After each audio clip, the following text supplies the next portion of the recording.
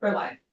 Okay, this is Senate Appropriations, and we're taking up H 233, which has to do with the licensure and regulation of pharmacy benefit managers, commonly known as PBMs. And we have Jen Carvey from Legislative Council, who was the drafter of the bill that we have before us that has come to us from Health and Welfare. I don't know whether the Senate made, we've got both the House passed and then we've got the amendments that. It's a very short amendment. It just modifies some of the language relative to the healthcare act. Oh, the healthcare, that's why he's here, to Yes, make sure that you've done what. so we started the right thing. Okay, so I'll let you kind of run through quickly for our benefit, Great. to make us happy that we've funded something that needs to be funded. All right. Jen Kirby from the Office of Legislative Counsel. We are looking at H 233, an act relating to licensure and regulation of pharmacy benefit managers. And I don't know how much detail you want to go through. I can tell you the first section creates a new chapter on pharmacy benefit managers, PBMs. The definition of pharmacy benefit management is sometimes helpful to people who are less familiar with what PBM is. And a pharmacy benefit manager. We have a love-hate relationship. We love them in terms of managing costs, and we hate them because they manage costs. Because usually you can't manage costs without impacting somebody. There are various perspectives on pharmacy benefit managers. Under this bill, it would consolidate all of our PBM provisions into one chapter. We currently have them spread out in a few different places, and it would create a new licensure requirement. Right now, they're required to register. And the statute, it's with Department of Financial Regulation. I think in practice, they involve the Green Mountain Care Board as well. But this would require them to get PBMs to get licensed with the Department of Financial Regulation in order to perform pharmacy benefit management services. And the definition that it gives, which is from our existing statute, is an arrangement for the procurement of prescription drugs at a negotiated rate for dispensation within this state to beneficiaries. The administration or management of prescription drug benefits provided by a health benefit plan for the benefit of beneficiaries, or any of a number of services provided with respect to administration of pharmacy benefits. Things like a mail service pharmacy, claims processing, retail network management, payment of claims for prescription drugs, clinical formulary development and management services, rebate contracting and administration, certain patient compliance, therapeutic intervention, and generic substitution programs, and disease or chronic care management programs. So there's a lot of different types of activities that can qualify as pharmacy benefit management. So let me ask on the fees that the DFR, are they current ones or? No. These are new fees. These are new. Yep, these are new fees. So So this came licensure through finances. came process. to you from finance. Okay. Yes, and so the fees that are in here are $1,600 initial application fee, and an initial licensure fee of $10,000, and then a $12,000 annual renewal fee of that license. And the purpose there is to fund the 3 positions that are created in the bill that would do the licensure and enforcement for DFR of the new PBM licensure process. So once the fees start flowing, will they be sufficient to fund the regulatory oversight? Yes, and I will let Nolan speak to this more, but yes, that is the reason they are set where they are set. It is kind of unclear based on the current ways that various entities self-identify in the VCures, all payer claims database system, which ones will actually fall under the new licensure requirements. But the expectation is, I think, and Nolan has the numbers, but somewhere in the 30 to 40-ish range. If it ends up being more PBMs getting licensed than is necessary, we can revisit fees in the future. Gee, what would happen with my single formulary? I think there would still be some potential room for PBM. You have to negotiate that. Right, because the formulary management is only part of it. We still have the claims processing, and some of the other pieces that they do. But it would definitely have an impact. I would think so. Okay, so the fees, are being established. Fees are being established. A lot of what is in here is really existing law that is just being moved, so it's all underlined, but it's existing.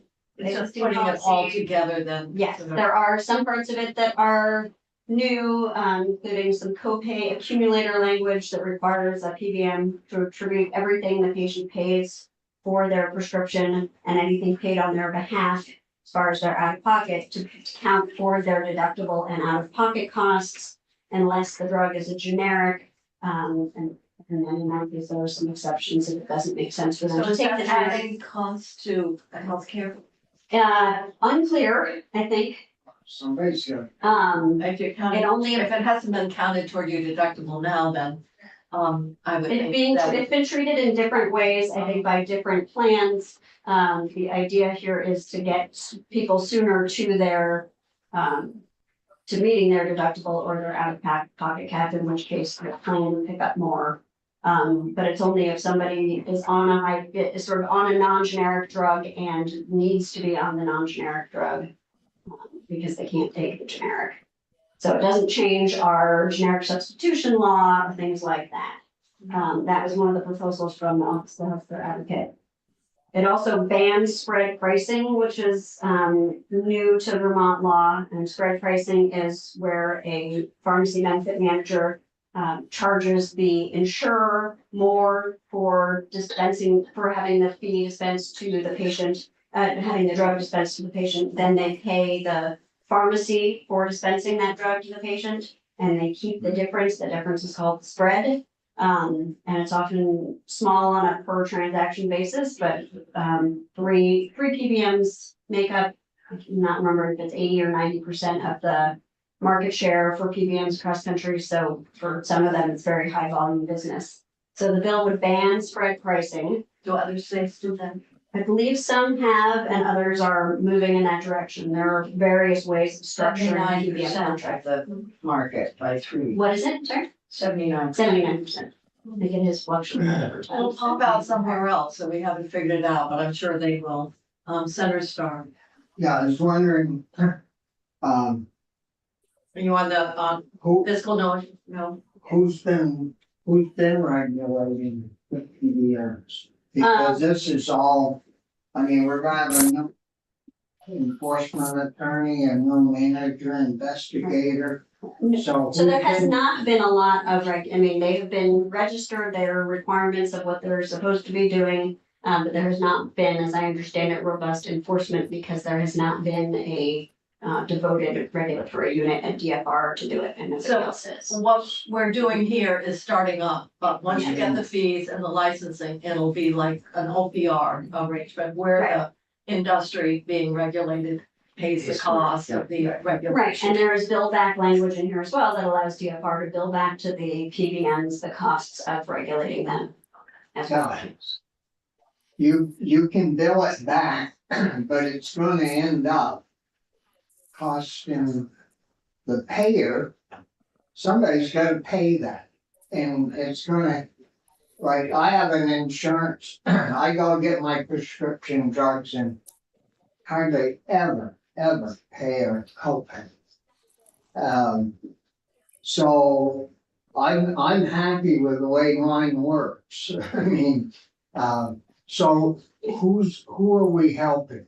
You wanna- maybe that's something- Maybe that's a good question. In other words, why do we need this bill? Right. Is I think the heart of the question. So there, first of all, it'll open up an out for some transparency, so we know who is going to help. So right now, as an example, a PBM can negotiate a price and pay, and that'll be the price that the PBM pays for that drug to then move on into the marketplace through the pharmacy.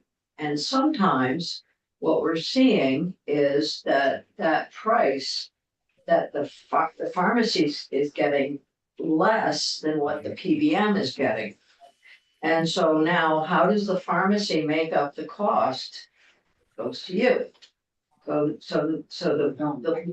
will this But not not the you. small independent The pharmacies? small independent pharmacies are going to be are hit currently when that practice happens. So by having a regulatory oversight of a PBM, we'll understand what the pricing is, because right now, we don't know. But we do know, what we're hearing from our small pharmacies in the state is that they're being underpaid for the drugs that they're selling. See, I haven't had one phone call. Well, look at the, From look at the number of independent pharmacies that have We gone don't out of have business. any. Well, Yeah, they that's what, all, they've all gone now, as far as I know. and a lot of it has been a result of, Yes. this market, change, but. So who are we saving? We're If saving they're our, already gone. Well, we still but have, hopefully it would be the consumer, the patient. There's relative 18 to- of them left. yeah, 18, some of them in Rutland, some of, I think there's one right down the street here. There's still So one. I think it's still there. That one closed. You still have one left? I think it closed. Did it? Yeah, this is why it's closed. The independent one closed. Oh, I think it got flooded. There, because all the, Abundance. all the big pharmacies are taking over and they are becoming PBMs in and of themselves and negotiating for prices, and then we just don't know. The pharmaceutical pricing industry is a black box. That's where you need, if you really want to protect people, that's where you've got to go, is to the top or to the bottom. Who's supplying these items, not who's dispensing them. You're right. Right. And that's These are some exactly of the what this players in bill the middle, does. right, these are some of the middlemen. Nobody wants to take on that crew. Well, Bernie is. You're trying, you're trying to help you. That's what this is. That's exactly what this is. And of course, if you look at what's driving a lot of healthcare costs, it's the very high cost Pharmaceuticals. and the introduction of new pharmaceuticals. Some are still being advertised and sort of like they're experimental. You have to get your doctor to, so I can't remember the latest one that's come out, but, and And just to remind us, we have another bill that we'll be looking at that's come back from the House that we passed, S-98, which is on pharmaceuticals. yes, but that's what Green Mountain Care Board is. Yes, Players. so that will look at actually upper cost limits. But this one is looking at how some of those costs are determined, because the PBMs are very responsible for establishing those higher prices that are paid. So it's really disturbing. Well, I hope this doesn't turn out like our PVC testing. The PCB said, no, it's not like that. No, it's not good. no, that was going to be a savior of all of us, and spent millions and Well, canceled the order. Well, I hope we don't do this and come back in a year or two and cancel the program, because well, I think if we look at DFR, their ability to really regulate entities is, they've got some expertise to do it.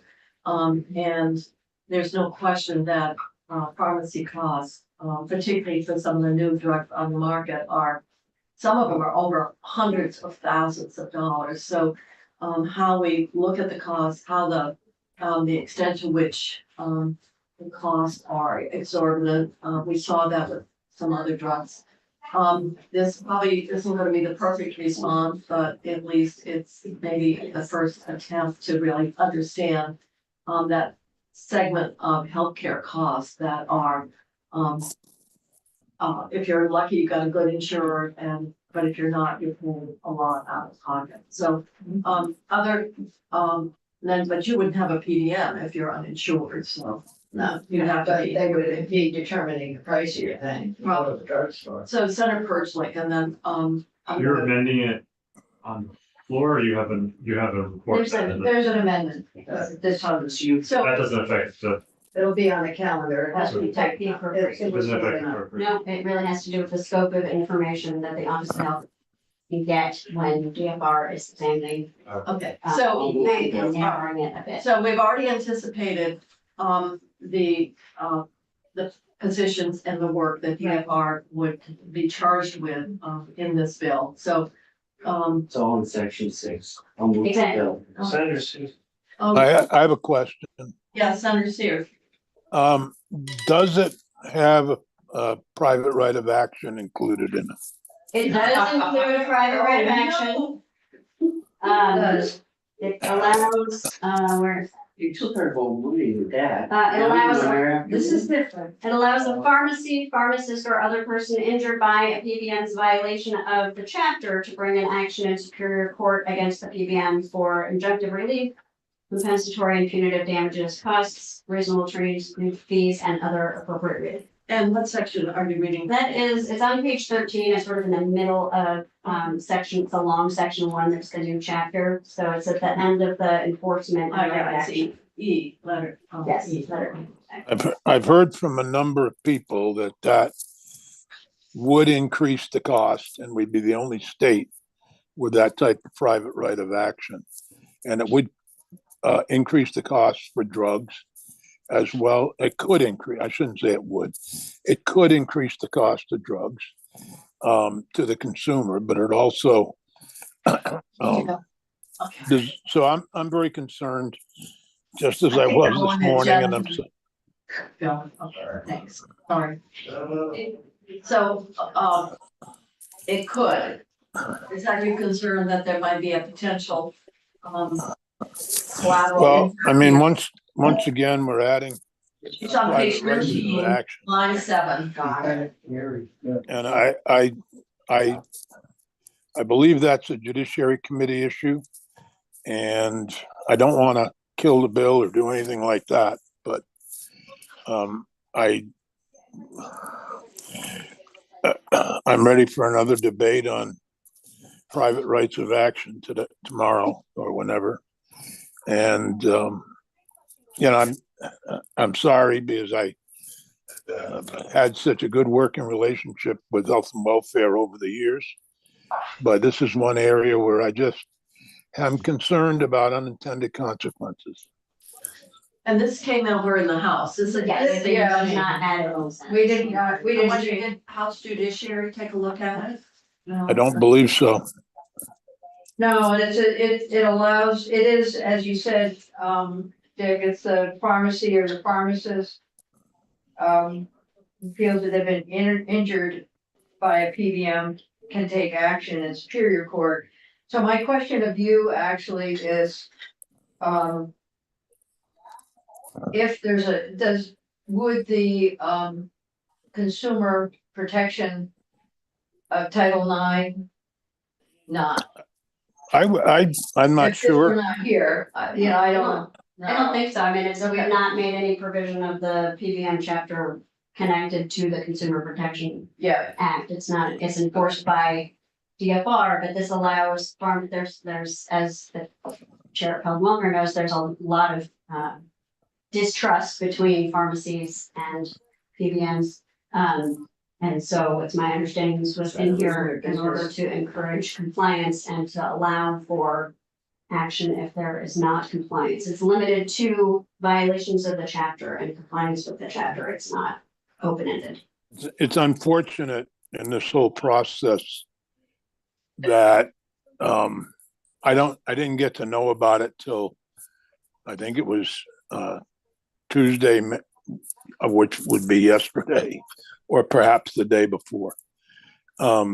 So it's unfortunate at this point in the deliberations on the bill, and I certainly support the bill, but I can't support the private right of action until we at least have had time, and time is not on our side. is there any sense in, I mean, the options, of course, is send it back without it. Cause I understand your concern. The bill left our committee a long time ago.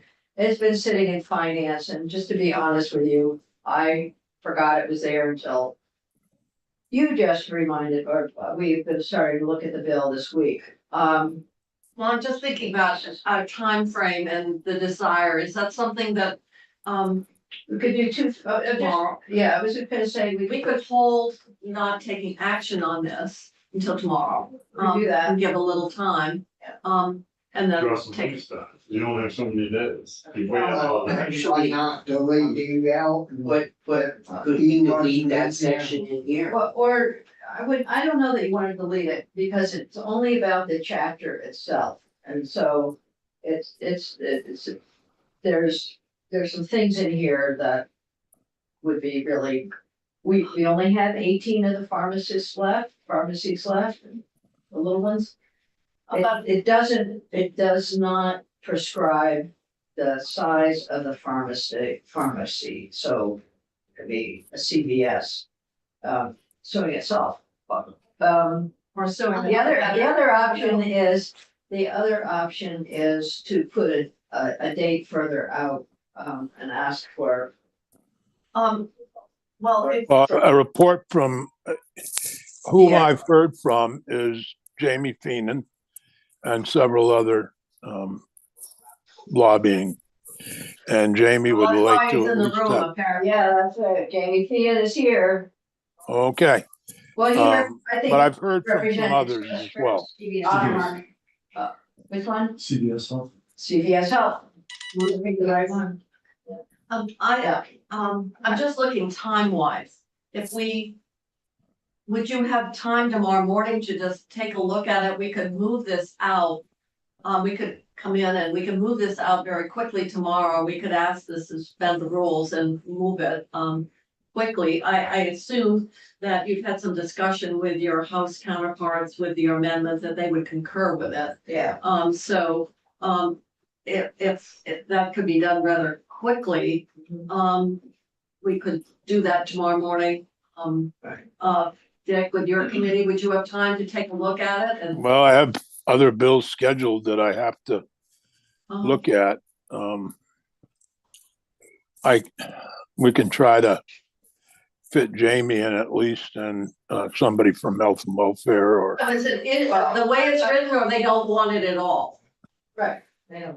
They don't want it at all. If you're gonna hear from Jamie Fian, you probably should hear from Jeff Hochberg or Theo Kennedy. Jeff Hochberg from Rutland probably can testify on. yeah, but he had a court case, didn't he? I don't know. I believe he had a court case and didn't win. I don't know. Yes, but I'm not sure that's related, not related to the reason for the prior action. So, committee, you, if you don't have time to look at it, that's one thing tomorrow. I don't. I really don't. I could look at it Friday morning, That's, but that's too late. So Yeah. I don't know what to do, quite frankly.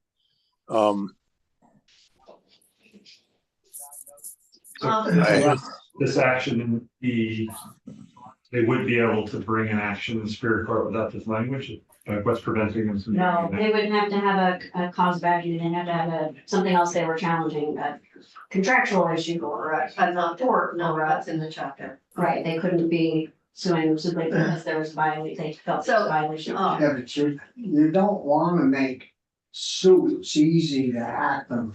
I mean, No, but I think there's been a concern about an independent pharmacy relative to a very large, national chain, and the extent to which it's sort of a David and Goliath relationship.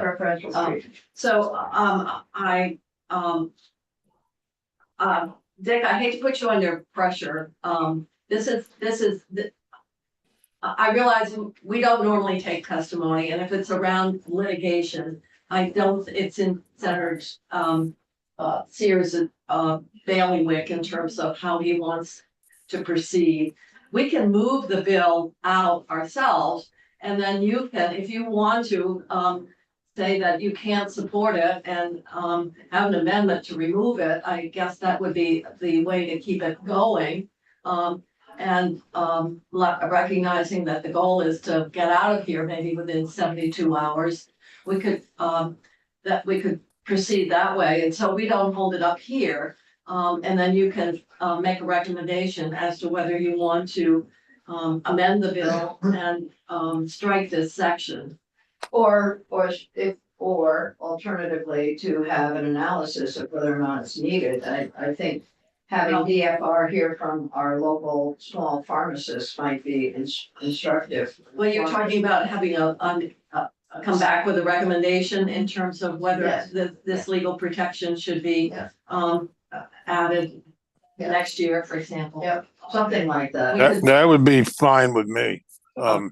It gives us all time to look at these issues. If your committee will do it, we'll consider it. Well, so senators, we- actually, if we could draft something up, you could introduce it, we could just move this forward, and then you could offer an amendment, Yeah, on what we just talked about.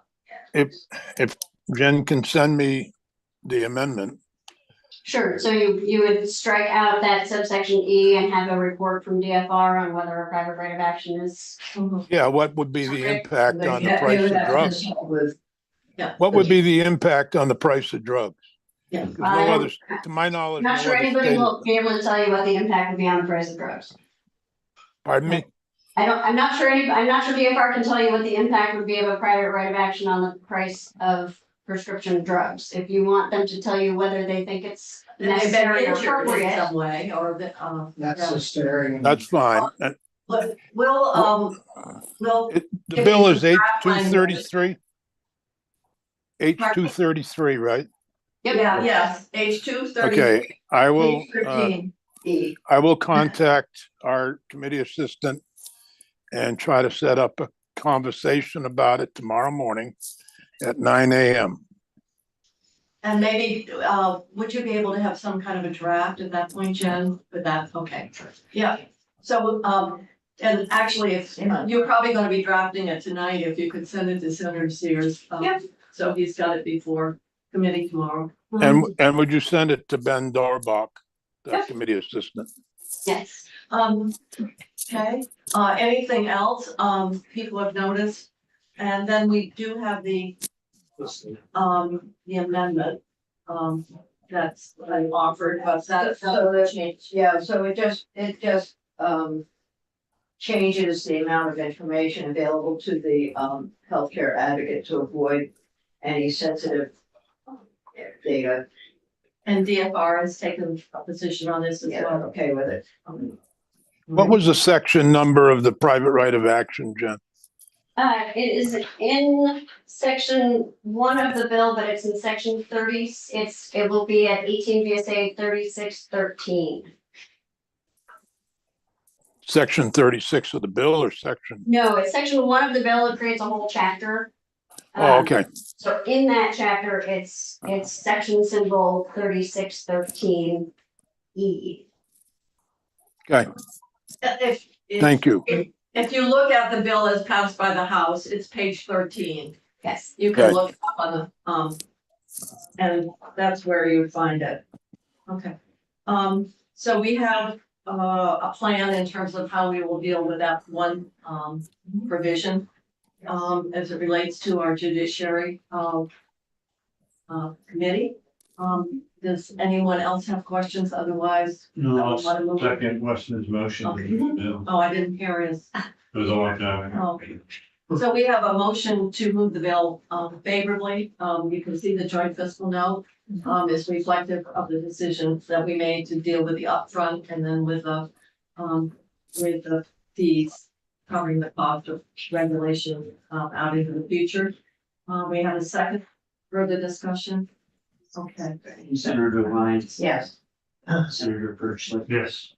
Senator Sears, Yes, Senator Starr, Yes. Senator Westman, yes, Senator Mitchell. Yes. And the reporter from here should be Senator Lyons. Okay. And, thank you very much, Jim. We'll let you get back. Sure, things are crazy for you next time. They didn't do anything. But now we're on to H 55. And the reporter of that is Senator Clark's. Do we have, Be next door if we want to go. the drafter was I just sent him a message, so Okay. you should be. All right, Dave. I'll send a message to. It would probably be helpful to have Damien. That's- That's something with this. Something.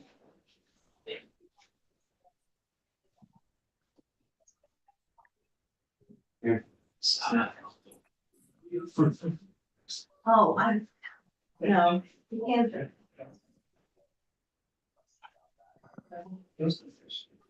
Center line. Oh, center line. Energy tour. That's.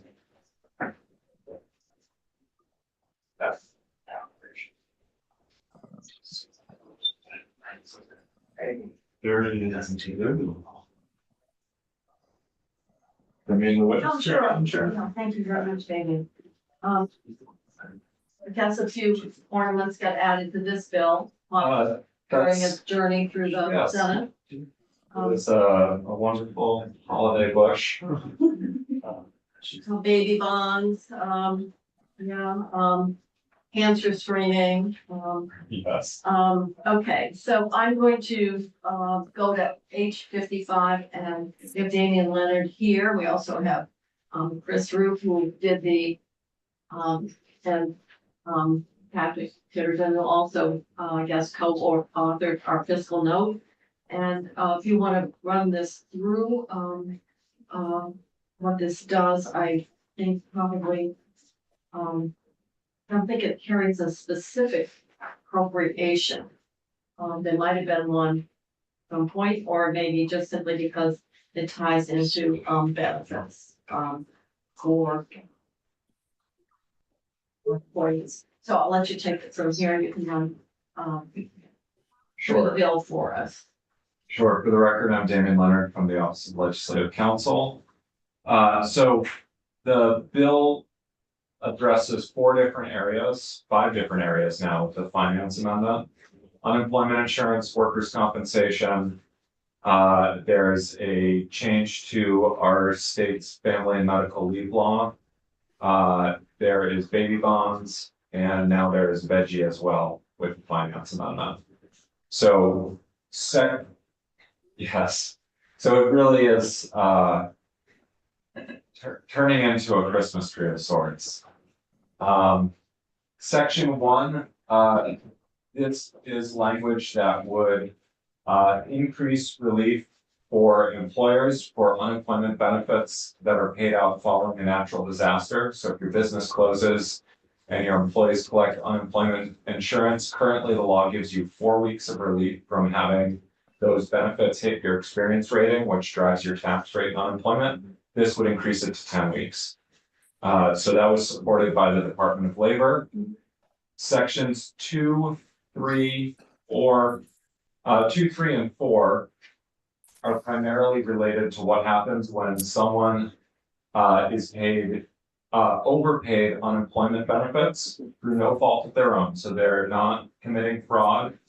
They didn't provide wrong information to the department, and recovering the benefits would be against, and the phrase is equity and good conscience, and that comes to us from the federal government. I This base, remember that line. Yes. Right. yeah, so if those, So is this a department mistake? so this would be a department mistake, an error in the computer system. Yeah. Well, So it's it's a lot of it's- mistakes. Yeah, It so- wouldn't be the individuals, if the individual didn't, but it was the.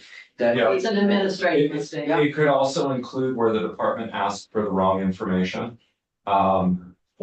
And so the individual provided wrong information, but it was at the department's request. So it could include something like that. These are gonna be case by case things. The department is gonna review and say, that was our mistake, not yours.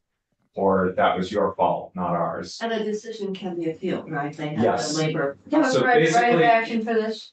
I'm just, I'm, no. No, Yes, I couldn't. no, so the way this works is That's back. if you have an overpayment that's due, you can request a waiver. Okay. The department will review whether you're entitled to a waiver. If they reject your waiver, you do get one appeal. If you lose on that appeal, you do have one more chance in the future, if your circumstances have changed, to argue now it's against equity and good conscience to collect these. So if they say, you're right, it was no fault of your own, but you have plenty of money to pay this, you don't deserve the waiver, it's not against equity and good conscience. You could come back in the future and say, Is there a legal definition of good conscience? so, there is federal guidance I would on, assume in there the must be program. case law or something. Yeah, there's federal guidance, we don't have a great So. legal You definition. just said, if presently, if somebody, if the some department, there's some mistake is made. And it's not the individual's fault, do they penalize them? Yeah, they could ask for recoupment. Yeah, they Yeah, still but- have to, they're still, under our current law, they're required to recover the benefits. This became a serious problem during the pandemic when so many people became unemployed. We had a And number they of made a lot of people, mistakes probably. we had a number of people who had never appealed the overpayment finding because they said, well, I've got a job again, I don't need unemployment benefits anymore. And then when the pandemic came, their business closed, they went to collect unemployment benefits. And from a few years back, the department said, no, you're disqualified for X number of weeks and you owe us this much money. And so this is what this came out of. This language is a compromise between legal aid, who's been advocating on behalf of the claimants, and the department, who is trying to walk the fine line between preserving the trust fund and complying with federal law, and also not being too hard on the claimants. Good gosh. There is a piece in here that goes out a couple years, which will also limit the amount that they can withhold from your benefits check. Currently, it's at 100%, and we can't change that because of the computers. When they get new IT, we can change that, but yes. Would any of this have an impact on employer experience? So this, Which sets their. so these obviously, overpayments, right now, employers' experience rating is charged for any benefits that are paid out against. So if they were in the individual base period, even if it's an overpayment, they're charged. This is something that was talked about in committee, and they agreed they're gonna come back next year.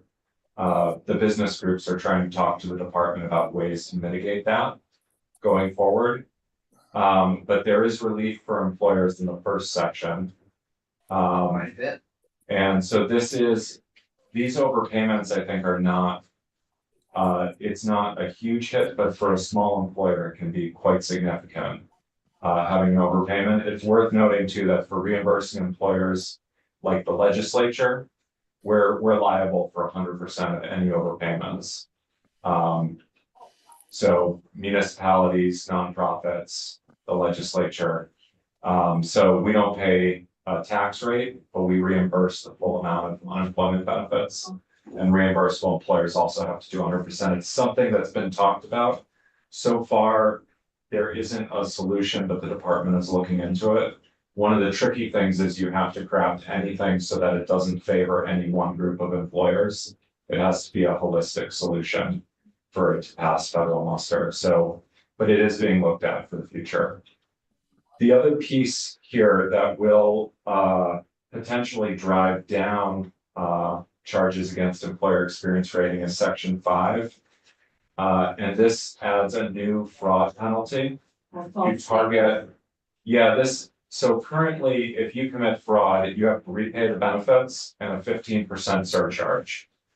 This will add the ability for the department to seek an additional penalty of up to $5,000 plus disqualification for up to 5 years. So this would be something that the department has described as using against repeat offenders.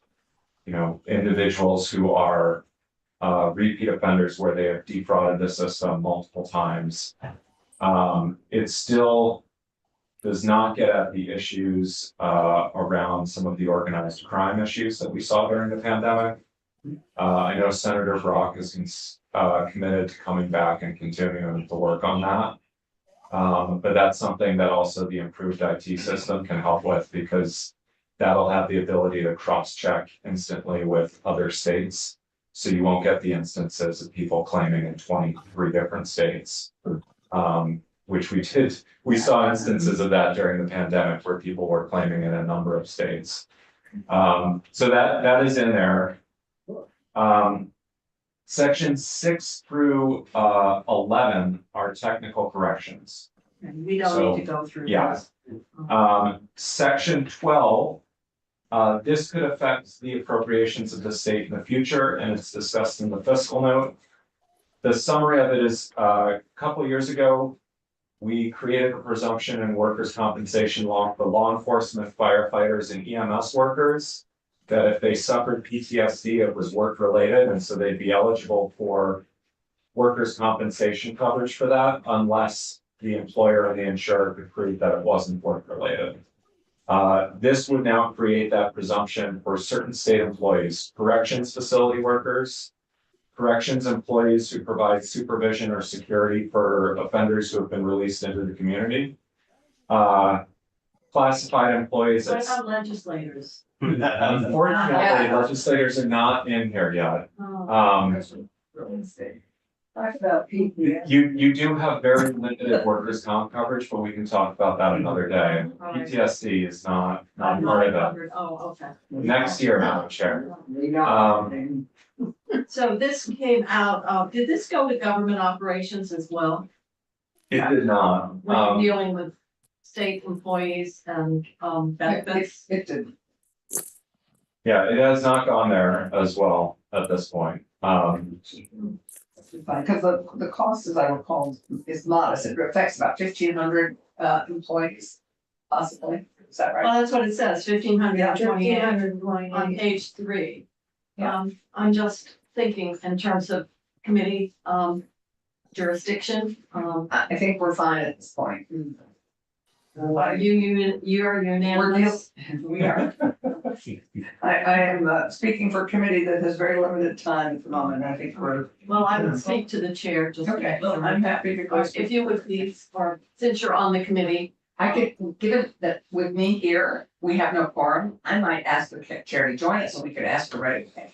Well, as much, So, as much as you folks care about people, you should be caring about this. I care deeply about this, why we passed this bill.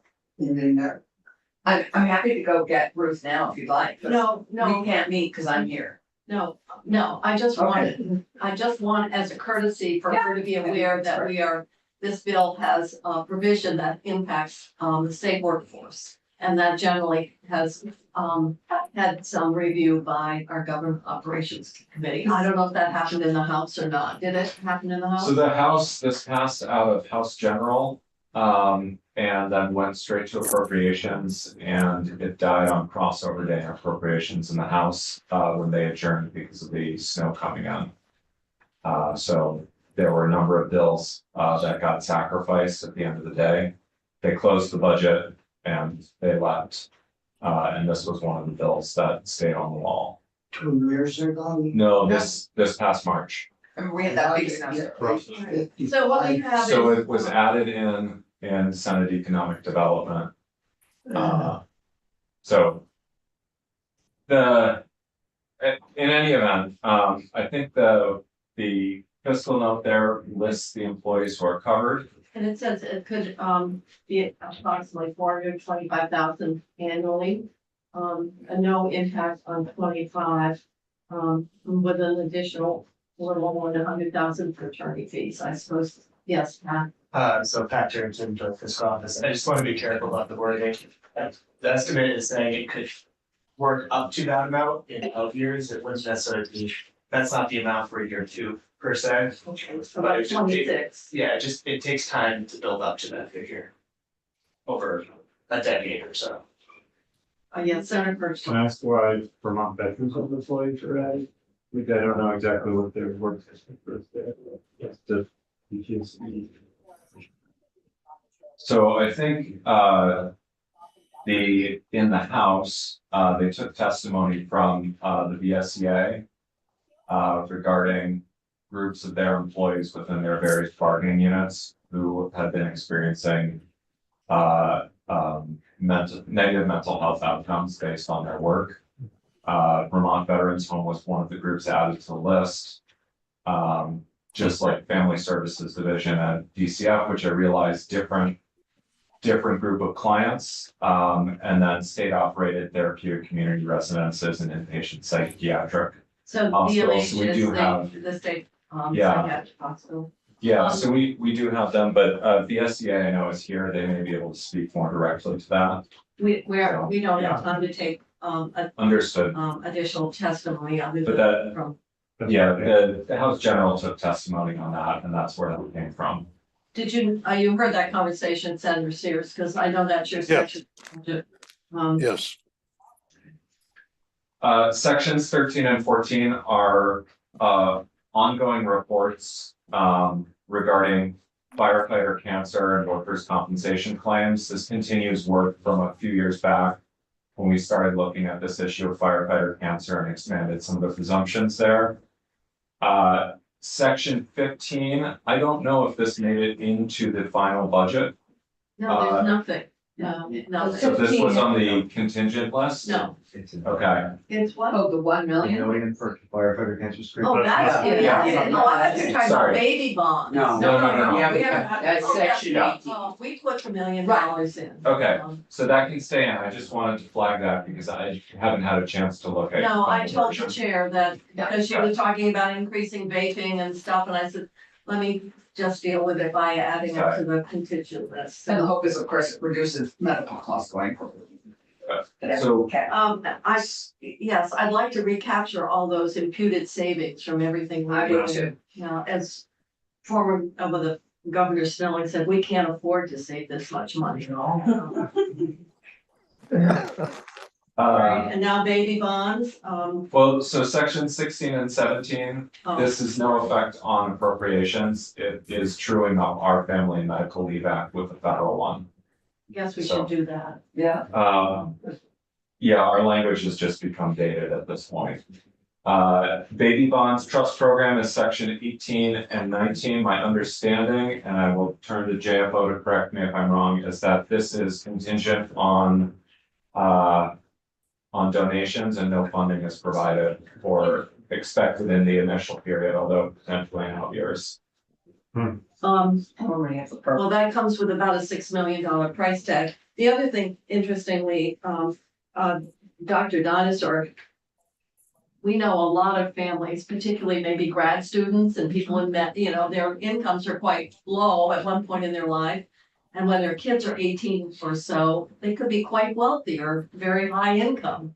So using this Dr. Dinosaur test, you talk about equity, could be maybe if you really wanted to focus on intergenerational poverty and where kids, I just think oftentimes people can have episodic poverty as opposed to deep persistent poverty. And that's different than what's here. It's a different discussion. But if you really wanted to make sure that you were directing those public resources 18 years out, I'm not necessarily sure, you know, the 300% of, or what 318% of poverty is the best test. And you're putting that in here, right? Well, the treasurer will be looking at, I think this is what some of the issues the treasurer will be looking at as he looks to consider implementing this approach. Well, it says it directs it and using this as the criteria, so it's all it's set up this way. And I don't necessarily have an easy alternative, but I'm saying that you could be directing public funds to not necessarily to the children where this is gonna make the critical difference in their lives. Simply because the mission of Dr. Dinosaur is quite different than this, but so this is. But I guess we can revisit it when there's a chance that we have $6 million to start the program up. But maybe we should start first by giving our reach out mothers a little more money so they could feed the kids, so they can live to be 18. Yeah. So that's only my own commentary. So, and veggie got tacked on to an extent. The veggie is new section 20, it's a 2-year extension through 2027, and then the effective dates are now section 21, if that is adopted. All right, so let me ask, when is veggie through 25? No, I thought it expired this currently. It expires January 1, 2025. and then we're going up to Because the reason 2027. that I ask is, do we need to actually reduce our spending for, this foregone revenue? Depending on when it kicks in? Because it's a tax expenditure, and we have, from a budgeting perspective, we have to take that off the bottom line. So, that's my question. Talking about what? Veggie, Oh, veggie is an incentive, Yeah, yeah. and it basically is a tax yeah. expenditure. And a tax expenditure is no different than an appropriation for the purposes of getting to the budgetary bottom And line. there's no maximum There's a, what do you mean, no? for veggie, like as long as they have businesses that meet the qualifications, No. they can issue those tax. They can, no, they can set the parameters, but this is extending it, and my question know. is the extent to which, even under the existing Even for 6 months, parameters. for your current budget, Yeah. it's a 6-month extension, is that what you're saying? But, I mean, what additional costs? In other words, we may not have the money to extend, that's, Or did you assume it's an extension? So, Was it considered in finance? that's what we need to find out. Finance put the extension on, Oh, they did. they wanted to do. Well, we- Okay, I just wanna make sure that, Thank that you. somehow the fiscal impact is recognized, or maybe it doesn't, maybe this is, already reflected in our 25 revenue assumptions, Yeah, that's the question. but I don't know that, so I think we better, We would have to talk to the economists, we don't know. I don't know right now.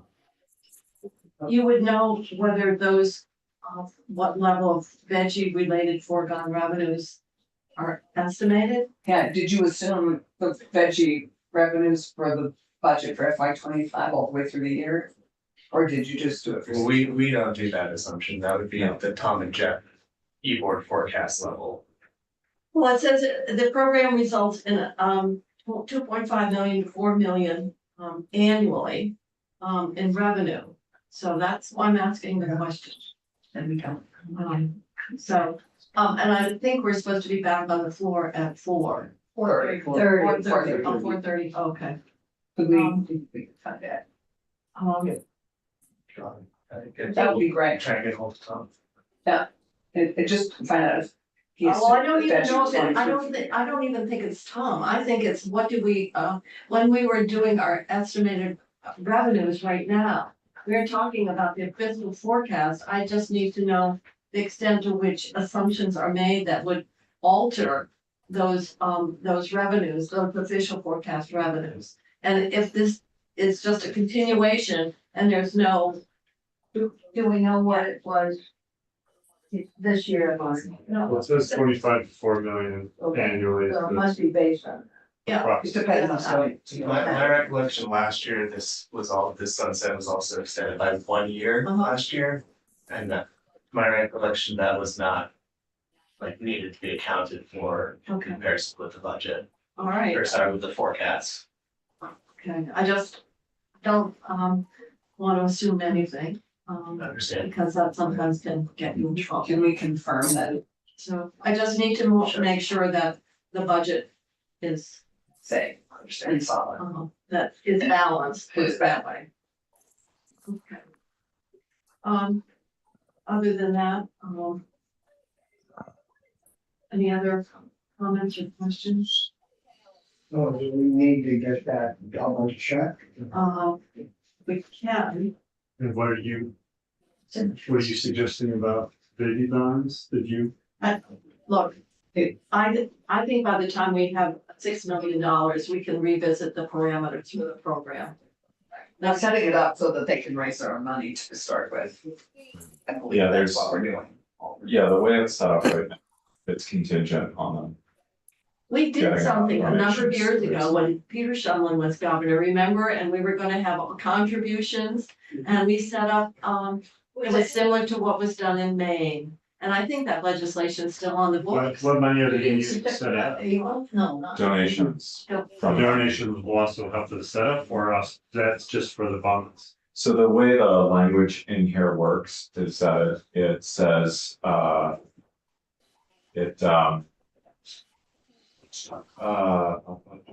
page 25. It's where it says maybe fund trust is established. Yeah, and it's basically says the treasurer has authority to start operating the program when he receives sufficient donations to operate a pilot. And that's the other piece too. This is basically authorization to operate a pilot program. There you go. On page 30, the bottom, the treasurer's duty to implement this chapter is contingent upon publication by the treasurer of an official statement that the treasurer has received donations designated for purposes of implementation or administration of the trust in an amount sufficient to operate a pilot program. You think that covers their administrative costs? It says sufficient to operate a pilot program, so that means that those donations need to be sufficient to do it. That would cover the, Yeah, both administration and the money being put in the trust. So, and that may include IT costs and other things. I don't know what all they need to do this. what do we have already on the books? Not that I'm saying, but it seems to me, for those of us who are around, what was it called? It was a bill passed, and the sponsor was, the speaker at the time, and it opened by 29 counties. 529? Oh, okay. Each in the state. Each other's- They have, Oh, there's that a was number, there's a number of places in the, like Dexter Shoe or a big company in Maine. the that Bash, funded it. the Bash shoe yeah, Bash people, Shoe. run the plant in Maine, but there's a number of places in the country that do that. They got one contribution for about $10,000, and That was as it? far as I know, it's all still sitting. So that's a 529, It would open which is like, for every child in the state, oh, every child. every child, Oh, so we did that. and it's still on the books. Okay. Well, we're aspirational, if nothing more. We're aspirational. So maybe this goes ahead and then we can figure out how to combine those two. Yes. Well, maybe we could, I'm as he looks at Frankly, implementing this, we can. I don't anticipate that that's gonna be a task that we'll be picking up quite soon. What's the answer, Pat? Do you have a? They basically assume that it gets extended every year, because that's kind of become a bit of a tradition. Thank you. That gives. That is helpful. We had two. All right, so committee, now knowing that, that doesn't cause any problem in terms of a tax expenditure, it's already been, anticipated. Do I have a motion to move the bill? The bill. Second. Second, some further discussion? Any other questions? The only thing, is, I'll just, if you I could. can ask for, Yeah, okay. Not that we have to, we'll move the bill, but I think it would be just like we wanted to give the courtesy to judiciary on that other bill. Just have her take a look. no, and for other reasons, as you know, she's sensitive about this, particularly the last 24 hours, so. Yes, I do understand that, and so we need to try to always keep in mind that a lot of bills transcend multiple committees and. Yeah, and we expect our secretary will send them where, but maybe he's. Well, yeah, okay. We'll go So, ask. we have a motion and a second to, you wanna have any more questions? Otherwise, we'll call the roll. Senator Lyons. Yes. Senator Purcell. Yes. Senator Sears. Yes, Senator Starr. Yes. Senator Rusty Justice. Yes. Just so we can cover it. Okay. Who has Department of Labor? No, workers' comp is not Department of Labor. It is. Oh, Yes, yes, it is. Yeah, it is. You will. No, it's state of Vermont has its self-insured work. Yeah, state of Vermont is self-insured and it goes through agency of Yeah. administration. But this is all Department of Labor, particularly as it relates to the overpayments, so, who's Department of Labor? Senator Birch. That's what I thought. Senator Birch, okay. Always first. All right, anyhow, we're gonna take a couple of minutes before we go back on the floor. I have a feeling it's gonna be a marathon, because it's the. I know. So, Thank you. going to. Can we, Yes, I've got a, Richie. well, I've got an emergency, suggestion on H, whatever it is, the miscellaneous corrections bill. Uh-huh, And, if the committee would be interested, I would be willing to strike the section on the 7 new employees okay, with the idea that it gives about 24 to whatever hours for VSEA and the administration, myself and you, Madam Chair, to come up with some alternative. But I also know that it's a priority of both Judiciary and the House Institution and Corrections Committee. And so whoever's here, hopefully that will carry on. And if need be, we could do something in budget adjustment if possible. okay. We did get, did you get a copy of? No, you didn't. I didn't. We can share it. We got a cop, an email, actually Amy, after we took the bill yesterday, because it related to, the language around, vacant positions, management positions, and how that would work. We found out that in the pool, there are 9 positions statewide. None of them are managerial. DOC says they don't have the money, to fund them. Because they're using the money for the vacancies to fund the overtime. So DOC does not have the budgetary capacity to pay for the positions. I don't know whether they stated that in their testimony. We'll continue to try to deal with this. It could go into the miscellaneous judiciary bill. If it need be, that just got voted out of finance, or this bill as an amendment, but giving the opportunity to give us whatever time we have left to try to resolve this, but with a full understanding that these are important positions. And I apologize for coming late to the party, but I think it's probably the best way to get the bill out of the committee. So this is H 766, and is that Yeah. I thought it was it's different than, there's another bill across the hall? I thought this was the bill. Miscellaneous. It is, but miscellaneous judiciary could also handle an amendment if this bill goes first. If we can come up with some resolution, and I certainly wouldn't do it without your approval. Well, we've closed out the money, so there's no money for this. So the question, and obviously what we're told here, there are only 9 positions in the pool currently, and they can't support wiping out the pool. Right. And looking across other, to scoop it from somewhere else, they said is a problem. Obviously, people are feeling they've got the workload. So, I don't know. I did get that memo, by the way, so. Okay, so Somehow. the question is, if we took out that section, on the positions, and then you would work, I'm just not clear where that leaves us, Dick, so you. Well, it would leave us with, I don't want to lose that bill. Maybe we could vote on it tomorrow. Okay. And continue our work, but I wanted to make clear to VSEA particularly, Well, they're that- sitting right here. I can see them, that Okay. we are committed to, we being Alice Emmons and myself, if we should return, and others on Judiciary and Corrections and Institutions are committed to solving this problem, but it may have to be done early in 2025 in the Budget Adjustment Act.